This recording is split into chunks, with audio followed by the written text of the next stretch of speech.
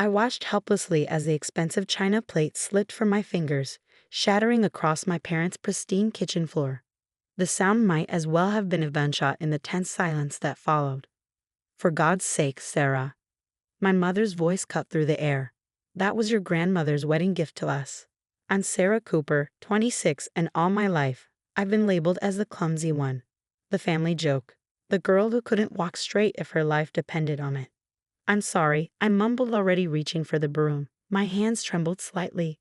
They've been doing that more lately. It just slipped. "Everything just slips with you," my sister Amanda sneered from the doorway. "Remember last month when you dropped Dad's laptop?" I did remember, just like I remembered every glass I'd broken, every fall I'd taken, every time my body seemed to betray me. It wasn't just clumsiness anymore. Something felt wrong, really wrong. But try telling that to my family. "I'll pay for a replacement," I offered, though we all knew no antique store could replace the family heirloom I just destroyed. Dad walked in, surveying the damage. "Maybe if you'd just concentrate for once," he sighed, that familiar disappointed look crossing his face. "You've been like this since you were a child. Always in your own world, never paying attention." My brother Alex, the only one who occasionally defended me, spoke up from the living room. "Come on, guys. It was an accident." "Her whole life is one big accident," Amanda retorted. "Remember Tommy Martinez's wedding? When she tripped walking down the aisle as a bridesmaid?" Of course I remembered. I'd been a laughingstock, and the video had made rounds on social media. What they didn't know was how hard I concentrated on each step, how I'd practiced for weeks beforehand, how I felt the strange numbness in my legs that day but pushed through anyway. "I think," I started, then hesitated. I'd tried to bring this up before, but they never listened. "I think something might be wrong. Medically wrong." Mom threw her hands up in exasperation. "Here we go again. Sarah, honey, you're not sick. You're just distracted. Always have been." "No, Mom, it's different now. My hands shake sometimes, and my legs." "Because you spend too much time on that computer of yours." Dad interrupted. "If you'd exercise more." "I do exercise," I protested. "But sometimes I can't feel my feet properly and my balance." Amanda rolled her eyes. "Oh, please. Now you're just making excuses. You know what your problem is? You never take responsibility for anything." I felt tears pricking at my eyes as I continued sweeping up the broken china. My fingers weren't cooperating properly, making even a simple task difficult. Recently, even typing at work had become challenging. I'd started making so many mistakes that my boss had pulled me aside for a talk. "I've made an appointment," I said quietly, not looking up. "With a neurologist." The silence that followed was deafening. "A neurologist?" Mom's voice was incredulous. "Sarah, this is ridiculous. You're wasting money and doctor's time because you can't admit you need to be more careful." "Actually," Alex interjected, "I've noticed it too. The other day at the mall, her hand was shaking so bad she could barely hold her coffee cup." "She's probably just anxious," Amanda dismissed. "She's always been dramatic."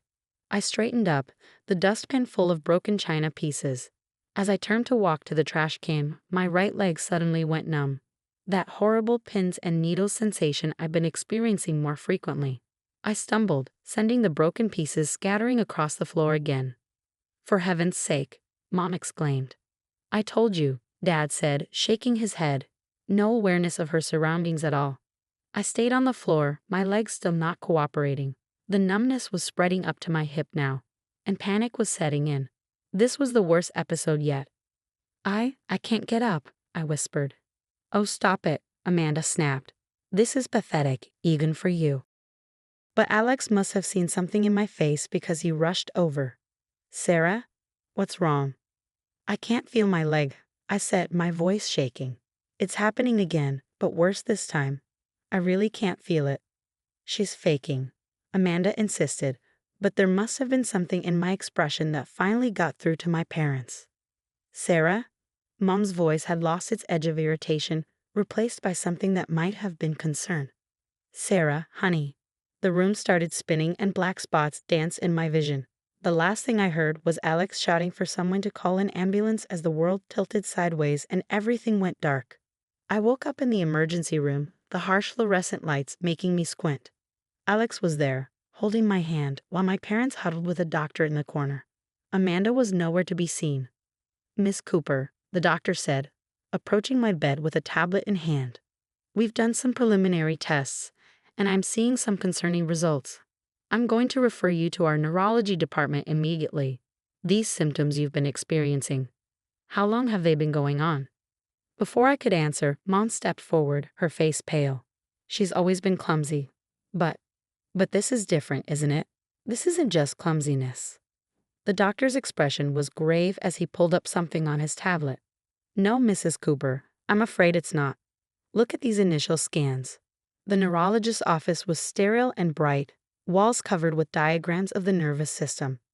Dr. Harrison sat across from us, her expression serious as she reviewed my test results. "Miss Cooper has multiple sclerosis," she stated, her words dropping like bombs in the quiet room. "The MRI shows several lesions on her brain and spinal cord, which explain the symptoms she's been experiencing." Mom gripped Dad's hand, her knuckles white. "Multiple sclerosis? But that's not possible. She's so young." "Actually," Dr. Harrison said, turning her computer screen to show us the brain scans, "MS often manifests in young adults, particularly women between 20 and 40. These white spots here," she pointed to several areas, "are areas where the myelin sheath protecting her nerves has been damaged." I stared at the images, feeling a strange mix of vindication and terror. After years of being told I was just careless, here was concrete proof that something was actually wrong.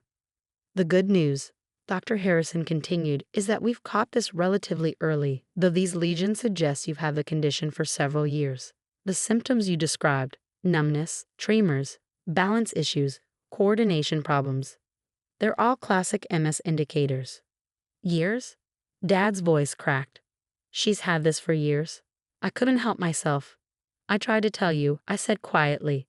"All those times you said I was just being careless or not paying attention. I knew something was wrong." The weight of those words hung heavy in the room. Mom started crying softly, while Dad looked like he aged a decade in minutes. "The incident at home," Dr. Harrison continued, "what we call an episode or flare-up, was likely triggered by stress and physical exertion. MS is unpredictable, but there are treatments available to help manage the condition and slow its progression." She began outlining treatment options: medication, physical therapy, lifestyle changes. I tried to focus, but my mind kept drifting to all those moments of humiliation. All those times I'd been mocked or scolded for something I couldn't control. Alex, who'd insisted on coming to the appointment, spoke up. "What can we do to help?" "Family support is crucial," Dr. Harrison emphasized. "MS can be challenging to manage, both physically and emotionally. Understanding and patience from family members makes a significant difference in outcomes." Mom wiped her eyes.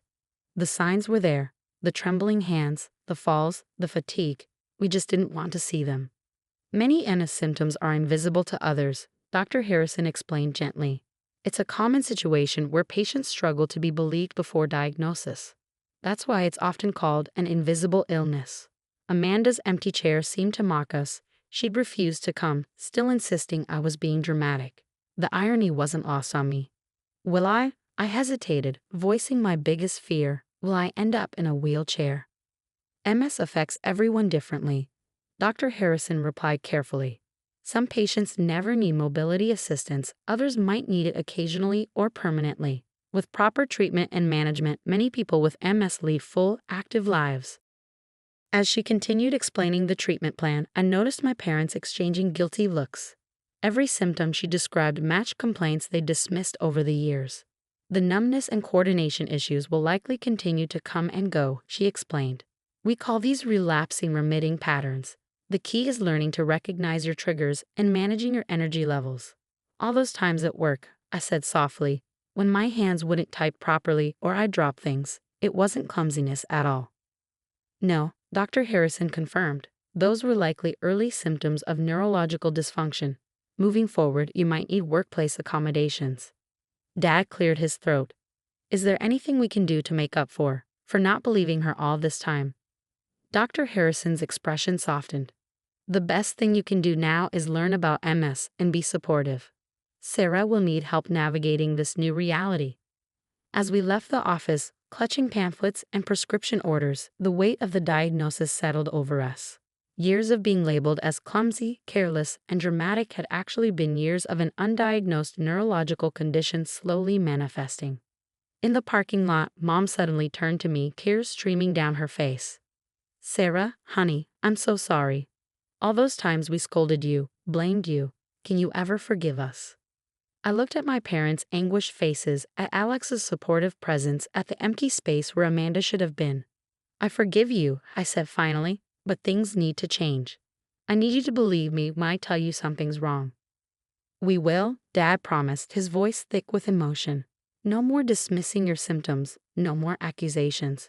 We're here for you, whatever you need." As we drove home, I felt a strange mix of emotions.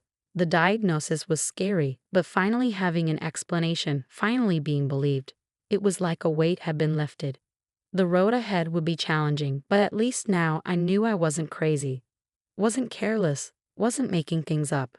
My phone buzzed with a text from Amanda. "Mom told me the diagnosis. Call me when you can."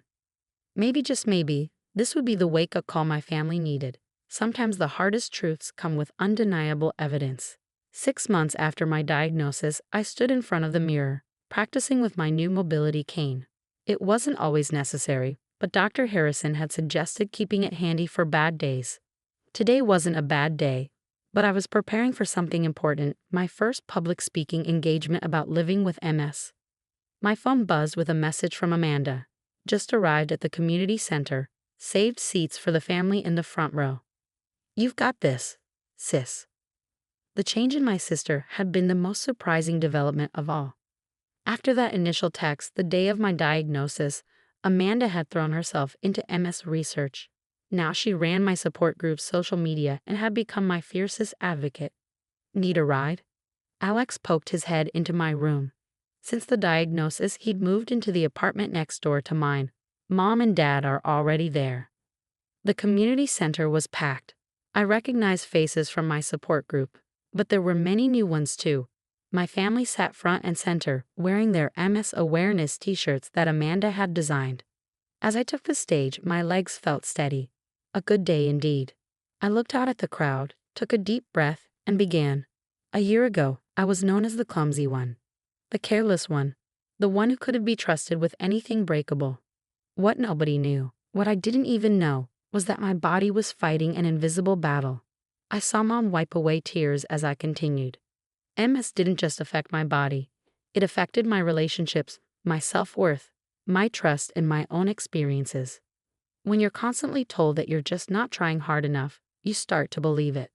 From the audience, I heard murmurs of recognition. My dad sat straight-backed, holding Mom's hand, his eyes never leaving my face. But this story isn't about blame. It's about learning, understanding, and growth. My family sits here today not as the people who dismiss my symptoms, but as the strongest support system I could ask for. Amanda smiled encouragingly, nodding for me to continue. My mother, who once scolded me for dropping dishes, now helps me organize my kitchen with MS-friendly tools. My father, who thought I just needed to concentrate harder, now drives me to physical therapy twice a week. My sister, who called me dramatic, now runs MS awareness campaigns. I paused, steadying myself against the podium as a wave of fatigue hit, another invisible symptom I was learning to manage. Living with MS means every day is different. Some days I need my cane, some days I don't. Some days I can type for hours, others I can barely hold a pen. But now, when I say I'm struggling, people listen. They understand. They believe me. The rest of my speech focused on practical advice: managing symptoms, advocating for yourself, building a support system. When I finished, the applause was heartfelt, and I saw several people wiping away tears. After the presentation, during the reception, Amanda approached with a stranger. "Sarah, this is Dr. Stevens. She's interested in featuring your story in a medical journal article about delayed MS diagnosis and family dynamics." The doctor smiled warmly. "Your experience could help other families recognize symptoms earlier. Would you be interested in sharing your story?" Before I could respond, Mom joined us. "She's already helped our family recognize signs in others," she said proudly. "Remember Cousin Beth?" I nodded. After learning about my MS, Mom had reached out to various family members who'd been labeled clumsy or accident-prone. 2 were now being tested for neurological conditions. Support groups are growing, Amanda added.